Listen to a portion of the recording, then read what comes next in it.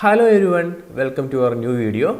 So ഞാൻ കഴിഞ്ഞ ക്ലാസ്സിൽ നിങ്ങളോട് പറഞ്ഞിട്ടുണ്ടായിരുന്നു ട്രേഡ്സ്മാൻ ഇലക്ട്രിക്കലിൻ്റെ നമ്മുടെ നിലവിൽ വന്നിട്ടുള്ള സിലബസിൻ്റെ അതേ സിലബസിൽ ഏറ്റവും ലേറ്റസ്റ്റ് ആയിട്ട് നടന്നിട്ടുള്ള ഏതെങ്കിലും ഒരു പരീക്ഷയുടെ ക്വസ്റ്റ്യൻസുമായിട്ട് ഞാൻ വരാമെന്ന് പറഞ്ഞിട്ടുണ്ടായിരുന്നു. അപ്പോൾ ഞാൻ വളരെ തറവായിട്ടൊന്ന് ചെക്ക് ചെയ്തു കേട്ടോ, നമ്മുടെ ഇതേ സിലബസിൽ തന്നെ ചോദിച്ചിട്ടുള്ളൊരു എക്സാം നടന്നിട്ടുണ്ടോ എന്ന് നോക്കാൻ വേണ്ടിയിട്ട് ഞാൻ കുറേയധികം ക്വസ്റ്റ്യൻ പേപ്പേഴ്സ് നോക്കി. അപ്പോൾ അങ്ങനെ ചെക്ക് ചെയ്യുന്ന സമയത്ത് എനിക്കൊരു ക്വസ്റ്റ്യൻ പേപ്പർ കിട്ടി കേട്ടോ. 79/2022 എന്ന് പറഞ്ഞിട്ട് ഒരു ഇലക്ട്രീഷ്യൻ എക്സാമിന് നടന്ന ആനിമൽ ഹസ്ബൻഡറി എന്ന വിഭാഗത്തിൽ ഇലക്ട്രീഷ്യനിൽ നടന്നിട്ടുള്ള ഒരു ക്വസ്റ്റ്യൻ പേപ്പർ ആയിരുന്നു. ഏകദേശം 1-2 പോസ്റ്റിന് മാത്രം വേക്കൻസിയിൽ വന്നിട്ടുള്ളൊരു നോട്ടിഫിക്കേഷനായിരുന്നു അത്. അതിൻ്റെ കട്ട് ഓഫ് മാർക്ക് വന്നത് 85.33 ആയിരുന്നു കേട്ടോ. സ്വാഭാവികമാണ്, വേക്കൻസികൾ വളരെ കുറച്ച് ആവുന്ന സമയത്ത് റാങ്ക് ലിസ്റ്റിൽ വരുന്ന ആൾക്കാരുടെ എണ്ണം വളരെ കുറവായിരിക്കും അല്ലേ. ഏകദേശം ഒരു 10 പേരൊക്കെ ചിലപ്പോൾ റാങ്ക് ലിസ്റ്റ് എടുത്തിട്ടുണ്ടാവുള്ളൂ. സോ അതുകൊണ്ട് തന്നെ കട്ട് ഓഫ് കൂടുതലായിരിക്കും കേട്ടോ. സോ ആ ഒരു കട്ട് ഓഫിനെ നിങ്ങൾ നോക്കേണ്ട ആവശ്യമില്ല. കാരണം ട്രേഡ്സ്മാൻ പോലെയുള്ളൊരു പരീക്ഷയ്ക്കാണ് ഇതേ ക്വസ്റ്റ്യൻ പേപ്പർ നടത്തുന്നതെങ്കിൽ എന്തായാലും കട്ട് ഓഫ് ഒന്ന് താഴും. കാരണം എന്താണ്, നമുക്ക് വേക്കൻസികൾ കുറച്ച് കൂടുതലുണ്ടല്ലേ. അപ്പോൾ റാങ്ക് ലിസ്റ്റിലുള്ള ആൾക്കാരുടെ എണ്ണം കൂടുതലായിരിക്കും. അതുകൊണ്ട് തന്നെ കട്ട് ഓഫ് സ്വാഭാവികമായിട്ടും കുറച്ച് കുറയും. ഇതിൻ്റെ കേസ് എന്താണ്, ഇവിടെ വേക്കൻസി ഒന്നേ ഉള്ളൂ. ആ വേക്കൻസിയിൽ നടത്തുന്ന സമയത്ത് ഷോർട്ട് ലിസ്റ്റിലെ ആൾക്കാരുടെ എണ്ണവും റാങ്ക് ലിസ്റ്റിലെ ആൾക്കാരുടെ എണ്ണവും കുറക്കാൻ വേണ്ടിയിട്ട് അവർ ടോപ്പായിട്ടുള്ള ഒരു 10 പേര് അത്രയൊക്കെ എടുക്കുകയുള്ളൂ. അതുകൊണ്ടാണ് 85.33 എങ്ങാറ്റം അതിൻ്റെ കട്ട് ഓഫ് വന്നത്.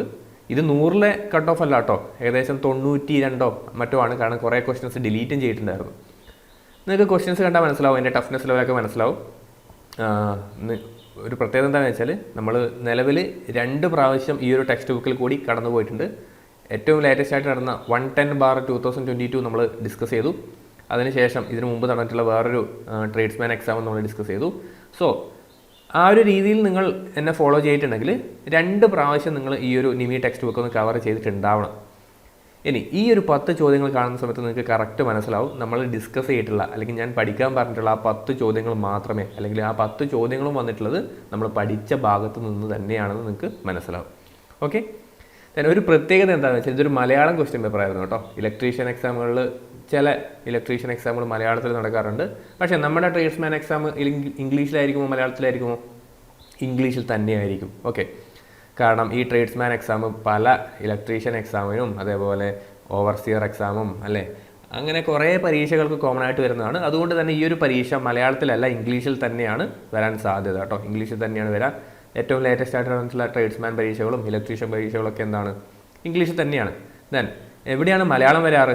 അത് ചില ഡിപ്പാർട്ട്മെൻറ്റിനെ ബേസ് ചെയ്തിട്ടാണ്. ചിലപ്പം പ്യുവർ ഇലക്ട്രീഷ്യൻ NTC ലെവലിലുള്ള വളരെ ചെറിയ വേക്കൻസികളിൽ വരുന്ന ചില ഡിപ്പാർട്ട്മെൻറ്റ് ടെസ്റ്റുകൾക്ക് ചില സമയങ്ങളിൽ മലയാളത്തിൽ വരാറുണ്ട്. പക്ഷേ നമ്മുടെ എക്സാം എപ്പോഴും എന്താണ്, ഇംഗ്ലീഷിൽ തന്നെയാണ് വരാൻ സാധ്യത. സോ വീഡിയോ തുടങ്ങുന്നതിന് മുമ്പ് നിങ്ങൾ ആദ്യമായിട്ടാണ് ഈ ഒരു ചാനൽ കാണുന്നതെങ്കിൽ ഒന്ന് സബ്സ്ക്രൈബ് ചെയ്യുക. ഈ ഒരു ചാനലിൽ ട്രേഡ്സ്മാൻ ഇലക്ട്രിക്കലിന് നിങ്ങൾക്ക് പഠിക്കാൻ വേണ്ടി സഹായകമാവുന്ന രീതിയിലൊരു വീഡിയോ സീരീസ് നമ്മൾ സ്റ്റാർട്ട് ചെയ്തിട്ടുണ്ട്. അതൊരു പ്ലേലിസ്റ്റായിട്ട് നമ്മൾ ചാനലിൽ തന്നെ ആഡ് ചെയ്തിട്ടുണ്ട്. നിങ്ങൾക്ക് എന്ത് ചെയ്യാം, വീഡിയോസ്, പ്ലേലിസ്റ്റ്, ലൈവ് എന്നുള്ള സെക്ഷനിൽ നിങ്ങൾക്ക് പ്ലേലിസ്റ്റിൽ പോയി കഴിഞ്ഞാൽ ഈ രീതിയിൽ ഞാൻ വീഡിയോസ് കൃത്യമായിട്ടൊന്ന് അറേഞ്ച് ചെയ്തിട്ടുണ്ട്. നിങ്ങൾക്ക് കണ്ടു നോക്കാം. യൂസ്ഫുൾ ആവുകയാണെങ്കിൽ നിങ്ങൾക്ക് എന്ത് ചെയ്യാം, അതിൻ്റെ അഭിപ്രായങ്ങളും നിർദ്ദേശങ്ങളും കമൻറ്റ് ചെയ്യാം കേട്ടോ. സോ വീഡിയോ ലൈക്ക് ചെയ്തുകൊണ്ട് സ്റ്റാർട്ട് ചെയ്യുക. നമുക്ക് ഫസ്റ്റ് ക്വസ്റ്റ്യനിലേക്ക് പോവാം. ആദ്യത്തെ ചോദ്യം, താഴെ പറയുന്നതിൽ നിന്നും ഇലക്ട്രിക്കൽ എനർജിയുടെ യൂണിറ്റ് ഏതാണ്? ക്വസ്റ്റ്യൻ ഇംഗ്ലീഷിലാണോ മലയാളത്തിലാണോ എന്നൊന്നും നിങ്ങൾ നോക്കണ്ട. നിങ്ങൾക്ക് ആ ഒരു ക്വസ്റ്റ്യൻ കിട്ടുന്നുണ്ടോ എന്ന് നോക്കിയാൽ മാത്രം മതി കേട്ടോ. ഓക്കെ, നിങ്ങൾക്ക് ആൻസർ ചെയ്യാൻ വേണ്ടി മാത്രം സാധിക്കുന്നുണ്ടോ എന്ന് നോക്കിയാൽ മതി. താഴെ പറയുന്നതിൽ ഇലക്ട്രിക്കൽ എനർജിയുടെ യൂണിറ്റ് എന്താണ്? Okay, what is the unit of electrical energy അല്ലേ? യെസ്. സോ വാട്ട്സ് ആണോ? വാട്ട്സ് എന്ന് പറയുന്നത് പവറിൻ്റെ യൂണിറ്റ് ആണ് അല്ലേ. വാട്ട്സ് എന്ന് പറയുന്നത് പവറിൻ്റെ യൂണിറ്റ് ആണ്.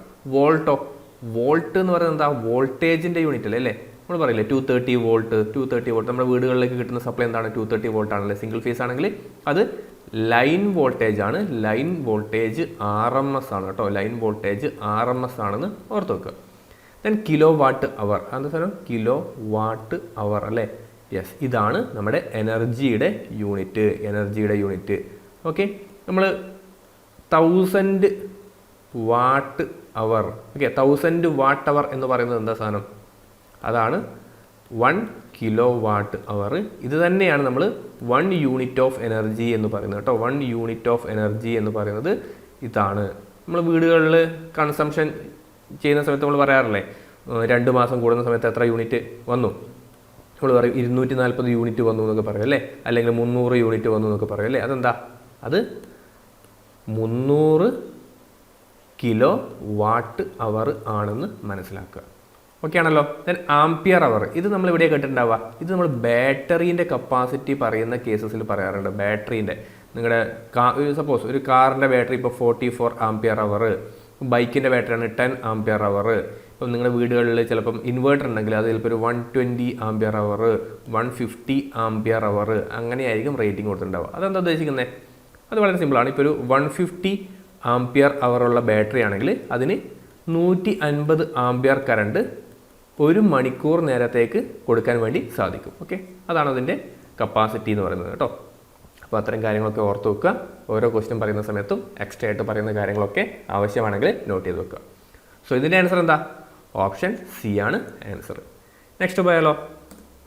താഴെ പറയുന്നവയിൽ ഏത് മെറ്റീരിയൽ ഉപയോഗിച്ചാണ് റിയോസ്റ്റാറ്റ് നിർമ്മിക്കുന്നത്? Okay, yes. സോ റിയോസ്റ്റാറ്റ് നിർമ്മിക്കുന്ന മെറ്റീരിയൽസിന് എന്തൊക്കെ ഒരു പ്രത്യേകത ഉണ്ട് എന്ന് നിങ്ങൾക്ക് അറിയാലോ അല്ലേ. എന്തായിരുന്നു? യെസ്, ആൽഫ വാല്യൂ അല്ലേ. ആൽഫ വാല്യൂ വളരെ ലീസ്റ്റ് ആയിരിക്കണം ഒരു റെസിസ്റ്റൻസ്, ഒരു സ്റ്റാൻഡേർഡ് റെസിസ്റ്റൻസ് മേക്ക് ചെയ്യുന്ന സാധനങ്ങൾക്ക്. ഇപ്പം സാധാരണയായിട്ട് നമ്മൾ യൂസ് ചെയ്യുന്നത് ഏതൊക്കെ മെറ്റീരിയൽസ് ആണെന്ന് അറിയോ? ഇത് ചോദിച്ചോളൂ. Constantan, then eureka, then manganin. Okay, constantan and manganin ആണ് നമ്മൾ സാധാരണയായിട്ട് യൂസ് ചെയ്യുന്നത് അല്ലേ. എന്തിന്? ഈ സ്റ്റാൻഡേർഡ് റെസിസ്റ്റൻസ് വാല്യൂസും അതേപോലെ റിയോസ്റ്റാറ്റ് ഒക്കെ ഉണ്ടാക്കാൻ വേണ്ടിയിട്ട് നമ്മൾ യൂസ് ചെയ്യുന്നത് എന്താണ്? ഈ കോൺസ്റ്റൻറ്റൻ, മാംഗനീൻ തുടങ്ങിയ പദാർത്ഥങ്ങളാണ്.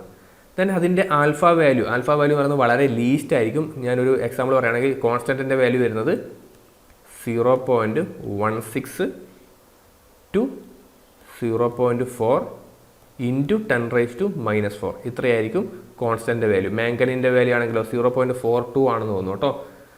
മാംഗനീൻ്റെ വാല്യൂ 0.15 കേട്ടോ. 0.15 ഇൻറ്റു 10⁻⁻⁴. അത്രയും ചെറിയ വാല്യൂ ആണ്. ഇത് ചെറിയ വാല്യൂ ആണെന്ന് നിങ്ങൾക്ക് മനസ്സിലായേ. നമുക്കിത് കമ്പയർ ചെയ്ത് നോക്കാം. ഇപ്പോൾ കോപ്പർ, അലൂമിനിയം എന്നൊക്കെ നോക്കാം. കോപ്പർ എന്താ? കോപ്പർ, അലൂമിനിയത്തിൻ്റെയൊക്കെ വാല്യൂസ് വരുന്നത് 40 ഇൻറ്റു 10⁻⁻⁴ ആണ് കേട്ടോ. ദിസ് മച്ചാണ് അതിൻ്റെ ആൽഫ വാല്യൂ. ആൽഫ എന്താ? ആൽഫ എന്ന് പറയുന്നത് നമ്മുടെ temperature coefficient of resistance. Okay, temperature coefficient of resistance.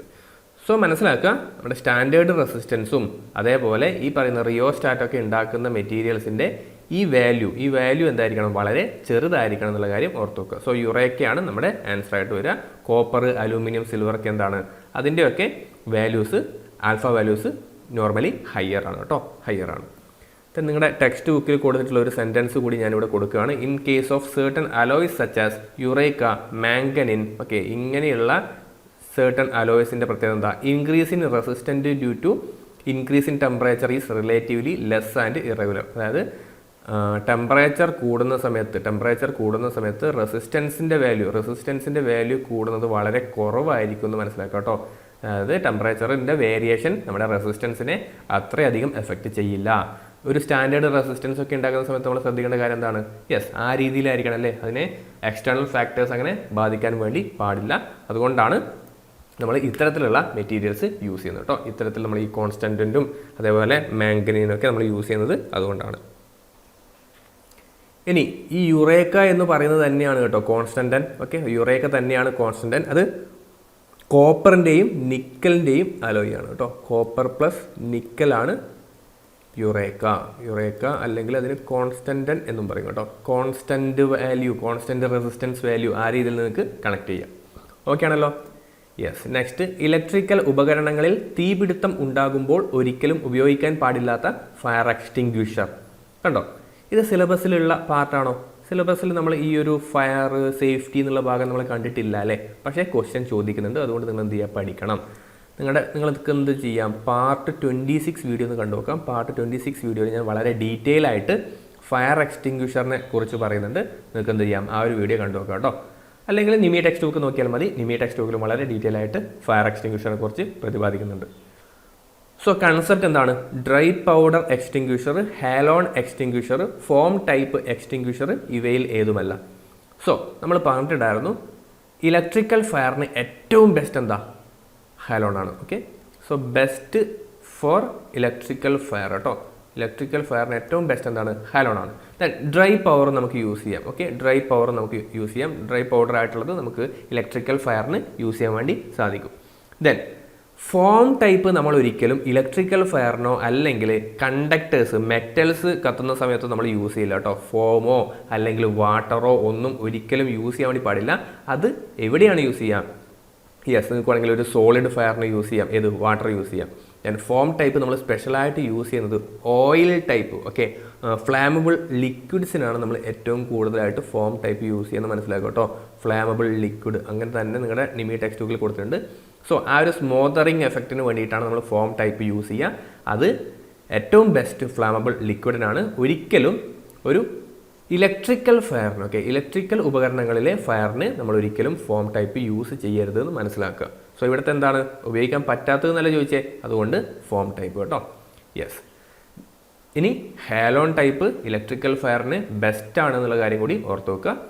Then കൂടുതൽ വിവരങ്ങൾക്ക് വേണ്ടിയിട്ട് നിങ്ങൾക്ക് എന്ത് ചെയ്യാം? പാർട്ട് 26 വീഡിയോ കണ്ടു നോക്കാം. അവിടെ ഞാൻ വളരെ ടൈം എടുത്ത് ഏകദേശം ഒരു 10 മിനിറ്റോളം എടുത്തിട്ട് ആ എക്സ്റ്റിങ്ക്വിഷറിനെ കുറിച്ച് ഞാൻ ഡീറ്റെയിൽ ആയിട്ട് പറയുന്നുണ്ട്. നിങ്ങൾക്ക് എന്ത് ചെയ്യാം? കണ്ടു നോക്കാം. നെക്സ്റ്റ് വൺ, റെസിസ്റ്റിവിറ്റിയുടെ യൂണിറ്റ് എന്താണ്? ഓക്കെ, റെസിസ്റ്റിവിറ്റി എന്താണ് യൂണിറ്റ്? സപ്പോസ് നിങ്ങൾക്ക് കൃത്യമായ ധാരണയില്ലെങ്കിൽ ഇക്വേഷൻ എഴുതി നോക്കാം.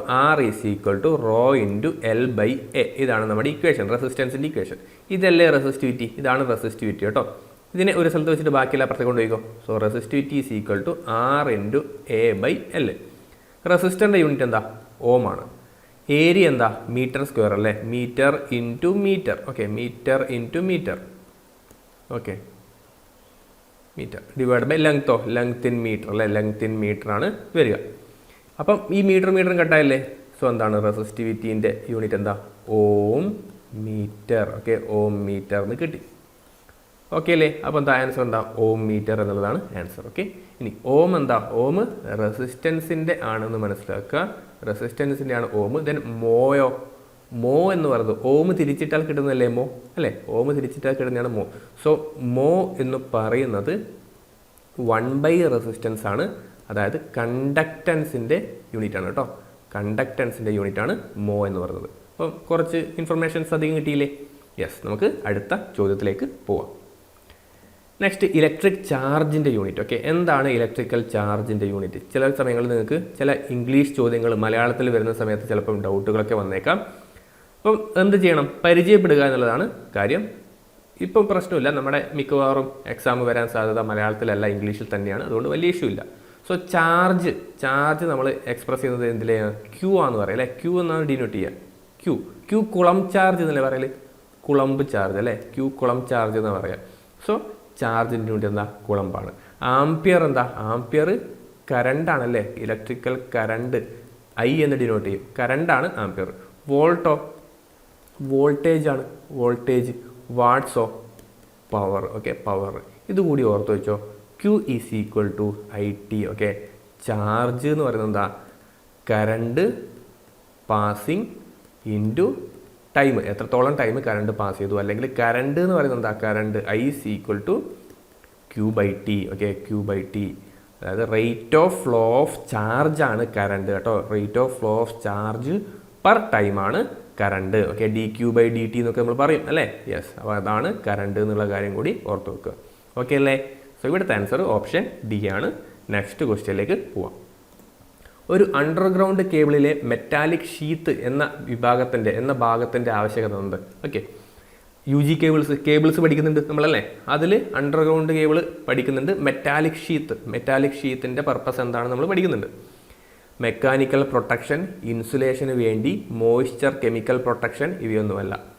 നിങ്ങൾ നോക്കിക്കഴിഞ്ഞാൽ മിക്കവാറും ഇങ്ങനത്തെ ടെക്നിക്കൽ പരീക്ഷകളിൽ, മിക്കവാറും കേരള PSCയിൽ തന്നെ ഈ നൺ ഓഫ് ദി എബോവ് കൊടുക്കുന്നത് അവർക്ക് തരാനുള്ള ഓപ്ഷൻസ് തീരുമ്പോഴാണ് കേട്ടോ. So none of the above വരുന്ന ആൻസേഴ്സ് വളരെ കുറവാണ് എന്ന് മാത്രം നമുക്ക് പറയാം. പക്ഷെ ചില കേസസിൽ, ചില ഡിഗ്രി ലെവൽ പരീക്ഷകളിൽ അവർ ഭയങ്കര ബുദ്ധിപരമായിട്ട്, ഡിഗ്രി ലെവലിൽ ചിലപ്പം ലെക്ചർ ഇൻ പോളി, അസിസ്റ്റൻറ്റ് പ്രൊഫസറിലൊക്കെ വളരെയധികം ബുദ്ധിപരമായിട്ട് ഈ none of the above answers വരാറുണ്ട്. അത് പക്ഷേ വളരെ റെയർ കേസാണ്. സാധാരണ ഒരു ഡിപ്ലോമ ലെവലിൽ താഴെയൊക്കെയുള്ള എക്സാമുകളിൽ നൺ ഓഫ് ദി എബോവിലെ ആൻസേഴ്സിൻ്റെ ചാൻസ് വളരെ കുറവാണ്. അപ്പം മിക്കവാറും ഈ ആദ്യത്തെ 2-3 ഓപ്ഷനിലെ സാധനങ്ങൾ തന്നെയായിരിക്കും ആൻസർ കേട്ടോ. അപ്പോൾ മെറ്റാലിക് ഷീത്ത് അല്ലേ, മെറ്റാലിക് ഷീത്തിൻ്റെ പർപ്പസ് എന്താണെന്നാണ് ചോദിച്ചല്ലേ, മെറ്റാലിക് ഷീത്തിൻ്റെ പർപ്പസ് എന്താണെന്നാണ് ചോദിച്ചത്. സോ അതിൻ്റെ ആൻസർ എന്ന് പറയുന്നത് മോയ്സ്ചർ കെമിക്കൽ പ്രൊട്ടക്ഷൻ അല്ലേ, മോയ്സ്ചറിൽ നിന്നും കെമിക്കൽ പ്രൊട്ടക്ഷന് വേണ്ടിയിട്ടൊക്കെയാണ് നമ്മൾ സാധാരണ മെറ്റാലിക് ഷീത്ത് യൂസ് ചെയ്യുക. ആർമറിങ് ആണ് നമ്മൾ മെക്കാനിക്കൽ പ്രൊട്ടക്ഷന് യൂസ് ചെയ്യാന്ന് മനസ്സിലാക്കുക കേട്ടോ. നമ്മളത് കൃത്യമായിട്ട് എക്സ്പ്ലെയിൻ ചെയ്തിട്ടുണ്ട് നമ്മുടെ ഫസ്റ്റ് സീരീസിൽ. നമ്മളത് വളരെ ഡീറ്റെയിൽ ആയിട്ട് അതിൻ്റെ ഫിഗറൊക്കെ വെച്ചിട്ട് ഡിസ്കസ് ചെയ്യുന്നുണ്ട്. ആർമറിങ് ആണ് മെക്കാനിക്കൽ ഇഞ്ചുറി, മെക്കാനിക്കൽ പ്രൊട്ടക്ഷനിൽ നിന്ന് നമ്മൾ യൂസ് ചെയ്യുന്നത്.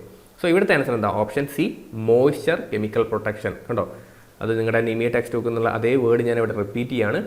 In order to protect the cable from moisture, gases or other damaging liquid in the soil and atmosphere, a metallic sheath or lead or aluminum is provided over the insulation.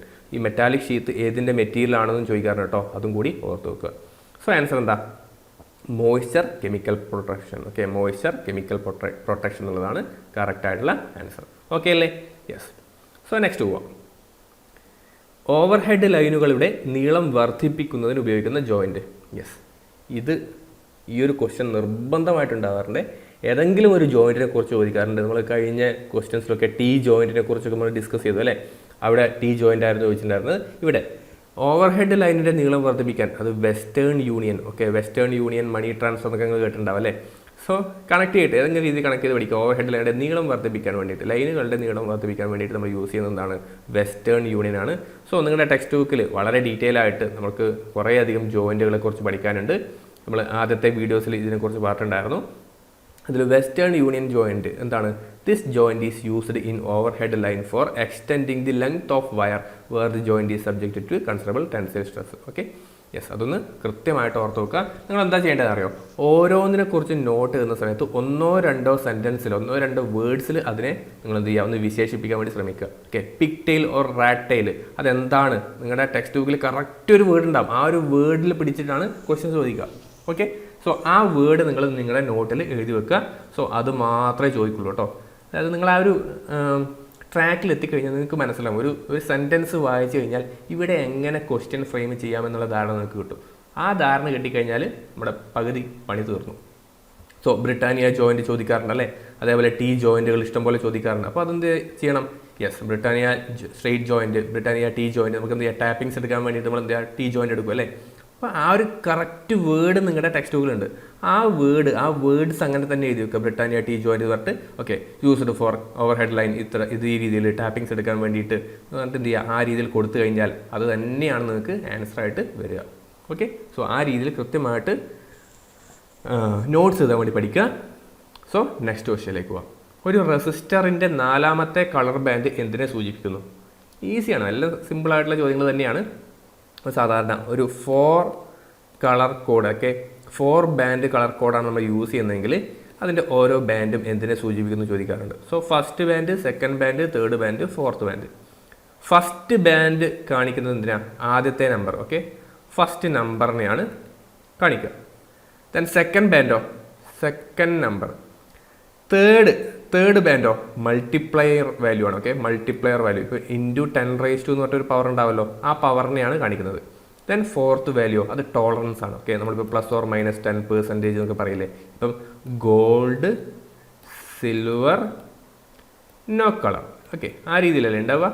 Gold ആണെങ്കിൽ 5% +or-5% tolerance ആയിരിക്കും. Silver ആണെങ്കിൽ 10% +or-10% tolerance ആയിരിക്കും. No colour ആണെങ്കിലോ അവിടെ +or-20% tolerance ആയിരിക്കും. Okay, so fourth ബാൻഡിൽ ചോദിച്ചാൽ 4ാമത്തെ colour band എന്തിനെ സൂചിപ്പിക്കുന്നു? അത് ടോളറൻസ് ബാൻഡിനെയാണ്, ടോളറൻസ് വാല്യൂവിനെയാണ് അത് സൂചിപ്പിക്കുന്നത്. ഓക്കെ അല്ലേ? യെസ്, വളരെ സിമ്പിളായിട്ടുള്ളതാണ്. റെസിസ്റ്റൻസിനെ കുറിച്ച് നമുക്ക് പഠിക്കേണ്ടത് തന്നെയാണ്. നമ്മൾ ഫസ്റ്റ് വീഡിയോ സീരീസിൽ ഇതിനെക്കുറിച്ച് കൃത്യമായിട്ട് പറയുന്നുണ്ട്. താഴെ പറയുന്നതിൽ ഏതാണ് ഒരു പ്രൈമറി സെൽ? പ്രൈമറി സെല്ലും സെക്കൻഡറി സെല്ലും എന്താണ്? പ്രൈമറി സെൽ എന്ന് പറഞ്ഞു കഴിഞ്ഞാൽ നമുക്ക് അതിൻ്റെ പ്രോസസ്സ് ഇറിവേഴ്സിബിൾ ആണ് അല്ലേ. യെസ്, അതിൻ്റെ രാസപ്രക്രിയ ഇറിവേഴ്സിബിൾ ആണ്. നമുക്കതിനെ റീചാർജ് ചെയ്ത് വീണ്ടും യൂസ് ചെയ്യാൻ വേണ്ടി പറ്റില്ല. നേരെ മറിച്ച് സെക്കൻഡറി സെല്ലാണെങ്കിലോ യെസ്, അതിൻ്റെ പ്രോസസ്സ് റിവേഴ്സിബിൾ ആണ്. നമുക്ക് എന്ത് ചെയ്യാം, ചാർജ് ചെയ്യുന്ന സമയത്ത് ആ പ്രോസസ്സ് ഒരു രീതിയിൽ നടക്കും. ദെൻ റീചാർജ് ചെയ്യുന്ന സമയത്ത് എന്താ പറയുക, ഡിസ്ചാർജ് ചെയ്യുന്ന സമയത്ത് അത് നേരെ ഓപ്പോസിറ്റ് നടക്കും. So it is A reversible process. Okay, reversible process ആയിരിക്കും നമ്മുടെ സെക്കൻഡറി സെല്ലിൻ്റെ കേസിൽ ഒരു ഉദാഹരണം പറയുകയാണെങ്കിൽ നമ്മളെ ലെഡ് ആസിഡ് സെല്ല് എന്താ ഒരു സെക്കൻഡറി സെല്ലാണ് അല്ലേ, ലെഡ് ആസിഡ് സെല്ല്. അതേപോലെ നിക്കൽ അയേൺ സെല്ലൊക്കെ എന്താണ്, സെക്കൻഡറി സെല്ലാണ്. Dry cell then carbon zinc സെല്ലൊക്കെ, സിങ്ക് കാർബൺ സെല്ലുകളൊക്കെ എന്താണ്, അതൊക്കെ പ്രൈമറി സെല്ലാണെന്ന് ഓർത്ത് വെക്കുക. ഇപ്പം സൾഫ്യൂരിക് ആസിഡ് എന്താണ് നമ്മുടെ ലെഡ് ആസിഡ് സെല്ലിൽ നടക്കുക, PB ആണ് അതിൻ്റെ PbO2 + H2SO4 എന്ത് സംഭവിക്കും, PbSO4 + H2O. ഇതാണ് നമ്മുടെ ലെഡ് ആസിഡ് സെല്ലിനകത്ത് നടക്കുന്ന റിയാക്ഷൻ എന്ന് പറയുന്നത്. സോ ഡിസ്ചാർജ് ചെയ്യുന്ന സമയത്ത് ഈ രീതി നടക്കും, ചാർജ് ചെയ്യുന്ന സമയത്ത് ഈ രീതി നടക്കും. ഓക്കെ, ഇതാണ് അവിടുത്തെ പ്രോസസ്സ്. ഓക്കെ, അപ്പോൾ ഇതിൽ താഴെ പറഞ്ഞത് ഏതാണ് പ്രൈമറി സെൽ എന്ന് ചോദിച്ചേ. സോ ഡ്രൈ സെല്ലാണ് നമ്മുടെ കറക്റ്റ് ആൻസർ. ഓപ്ഷൻ എ ആണ് കറക്റ്റ് ആൻസർ. ഉണ്ടോ, ഇവയൊന്നുമല്ല വന്നോ, ഇല്ലല്ലോ. യെസ്, അത്രയുള്ള കാര്യം. ഇനി 2.1 വോൾട്ട് വീതമുള്ള 4 ലെഡ് ആസിഡ് സെല്ലുകൾ പാരലൽ ആയി ഘടിപ്പിക്കുന്നു. അവയുടെ ടോട്ടൽ ഔട്ട്പുട്ട് വോൾട്ടേജ് എത്ര?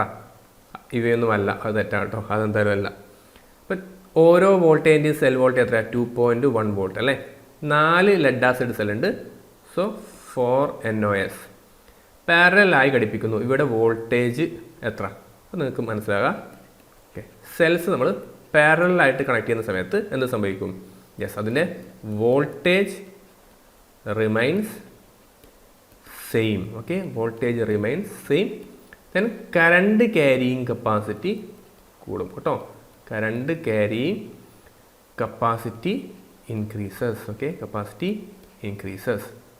ദെൻ സീരീസ് ആയിട്ട് കണക്ട് ചെയ്താലോ, സീരീസ് ആയിട്ട് കണക്ട് ചെയ്ത് കഴിഞ്ഞാൽ വോൾട്ടേജ് ഇൻക്രീസ് ചെയ്യും. ഓക്കെ, വോൾട്ടേജ് ഇൻക്രീസ് ചെയ്യും. ദെൻ കറണ്ട് ക്യാരിയിങ് കപ്പാസിറ്റി അല്ലെ ആംപസിറ്റി. ഓക്കെ, ക്യാരിയിങ് കപ്പാസിറ്റി എന്താണ്, അത് റിമെയിൻസ് സെയിം. ഓക്കെ, അതായത് ഒരു സെല്ലിന് എത്രയാണോ ആ രീതിയിലായിരിക്കും ഉണ്ടാവുക. സോ ഇത് കൃത്യമായിട്ട് ഓർത്ത് കഴിഞ്ഞാൽ നമുക്ക് വളരെ ഈസി ആയിട്ട് എല്ലാ ആൻസറും ചെയ്യാൻ വേണ്ടി പറ്റും. സോ പാരലൽ കണക്ഷൻ ആയതുകൊണ്ട് തന്നെ 2.1 വോൾട്ട് തന്നെയായിരിക്കും അതിൻ്റെ എഫക്റ്റീവ് വോൾട്ടേജ്. ഓക്കെ, ആ ഒരു സിസ്റ്റത്തിൻ്റെ വോൾട്ടേജ് എന്ന് പറയുന്നത് 2.1 വോൾട്ടേജ് തന്നെയായിരിക്കും. സോ ഓക്കെ അല്ലേ? യെസ്. സോ 10 ചോദ്യങ്ങൾ, ഈ 10 ചോദ്യങ്ങൾ നിങ്ങൾ വായിച്ചു പോയി കഴിഞ്ഞാൽ നമ്മൾ ഇതുവരെ ഡിസ്കസ് ചെയ്തിട്ടുള്ള പാർട്ടിൽ നിന്ന് മാത്രമാണ് വന്നിട്ടുള്ളത് അല്ലേ? യെസ്, നമ്മൾ ഓൾറെഡി ഡിസ്കസ് ചെയ്തിട്ടില്ല, അല്ലെങ്കിൽ ഞാൻ നിങ്ങളോട് പഠിക്കണമെന്ന് പറഞ്ഞിട്ടുള്ള പാർട്ടിൽ നിന്ന് മാത്രമേ വന്നിട്ടുള്ളൂ. ആ ഒരു സിലബസിൽ നിന്ന് മാത്രമേ ചോദിച്ചിട്ടുള്ളൂ. കാരണം വരാത്ത സിലബസിലല്ലാത്തൊരു ക്വസ്റ്റ്യൻ പറയുന്നത് ഏതായിരുന്നു? യെസ്, ആ ഫയർ എക്സ്റ്റിങ്ക്വിഷറിൻ്റെ ആണ്. പക്ഷേ ഫയർ എക്സ്റ്റിങ്ക്വിഷർ നമ്മൾ കഴിഞ്ഞ 26ാമത്തെ പാർട്ട് വീഡിയോയിൽ ഡിസ്കസ് ചെയ്തിട്ടുണ്ട്. അപ്പോൾ നിങ്ങളത് കൂടി പഠിച്ചോളൂ കേട്ടോ. അതുകൂടി പഠിച്ചോളൂ, നമുക്ക് എന്തായാലും യൂസ്ഫുൾ ആവും. ഒരു എക്സാമിന് അല്ലെങ്കിൽ മറ്റൊരു എക്സാമിന് നമുക്കത് യൂസ്ഫുൾ ആവും കേട്ടോ. ചിലപ്പോൾ ഒരു ഓവർസിയർ എക്സാമിനൊക്കെ നമുക്ക് എന്ത് ചെയ്യാം, ഉപയോഗിക്കാൻ വേണ്ടി പറ്റുന്നൊരു സാധനമാണ് ഫയർ എക്സ്റ്റിങ്ക്വിഷർ. അപ്പോൾ ഓക്കെ അല്ലേ? യെസ്. സോ അത്രയും കാര്യങ്ങൾ മാത്രമേ ഉള്ളൂ. നമുക്കിനി എന്ത് ചെയ്യാം, ഇതിൻ്റെ ബാക്കി ചോദ്യങ്ങളുമായിട്ട് അടുത്തൊരു വീഡിയോയിൽ കാണാം. അടുത്ത പാർട്ട് വീഡിയോന് വേണ്ടിയിട്ട് വെയിറ്റ് ചെയ്യാം. So till then bye.